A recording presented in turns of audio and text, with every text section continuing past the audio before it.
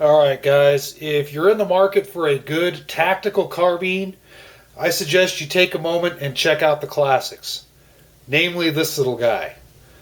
The 30 caliber I've had a little bit of time with. This is the M1 30 caliber. And I tell you what, if you're looking for a combat carbine, look no farther than something like this. This is a time-proven design. You got all steel, all wood. It's extremely well balanced. It fires an effective little 30 caliber cartridge. And some people may have said that the 30 caliber isn't the greatest as far as stopping power, but it'll still punch through an old World War II style steel helmet at 100 yards, no problem. And honestly, with the loadings today, you can always play around with it and you can come up with a really good self-defense round. These things are extremely low recoil. They're high capacity. You see here, this is a 30 round magazine, here's a 15 round.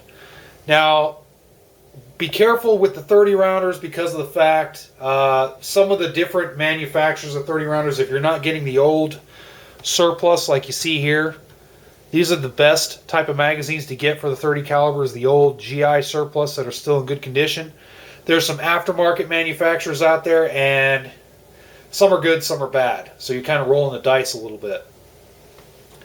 But there's always been talk on YouTube, well, what makes the best carbine? You know, should it be a pistol caliber? Should it be a short, like an M4 or a Mini 14? I think this is one of the top choices right here.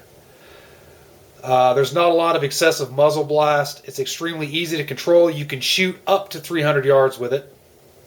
300 yards is stretching it with the 30 caliber cartridge. That thing's dropping like a rock at 300 yards, but you can do it. This thing shines as far as a self-defense arena, in my opinion. And it's already been proven. This thing was used in World War II and in the Korean War, and this thing was used a lot in the Pacific Theater in World War II. This thing caused a lot of Japs to lose their lives. And that's been recorded in history. This thing is very effective in close quarters. It's very effective in jungle warfare. That's why I think it is one of the best choices out there, even today in the 21st century, among the age of the Kel-Tecs and all of these neat little 9mm ARs. I think this remains to be one of the top choices if you're looking for a good, compact, self-protection carbine. So anyway, I'm not going to be long-winded here.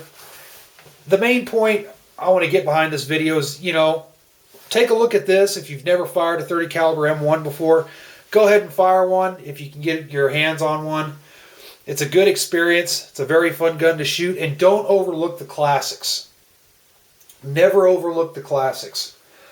It's the 21st century. It's the era of the tactical. And while I have a few of the modern rifles, I really do like them, I also have an appreciation for the old classics. Don't overlook them. Appreciate the simplicity and the ruggedness of the firearms that were made a few decades ago, back in the 50s, 60s, 70s, and whatnot. So, alright, thanks a lot for watching. And again, if you're looking for a rugged, small little rifle, whether you're doing it for hiking, camping, just home self-defense, check out the 30 caliber M1. There is a few companies, I believe, out there that do make them new, but if you can find an old milsurp like this, go for that. Because the milsurps generally is what I go for. This is a milsurp right here. This was made in 1944, I believe, if I got my numbers right. But if you can get a milsurp, go for it.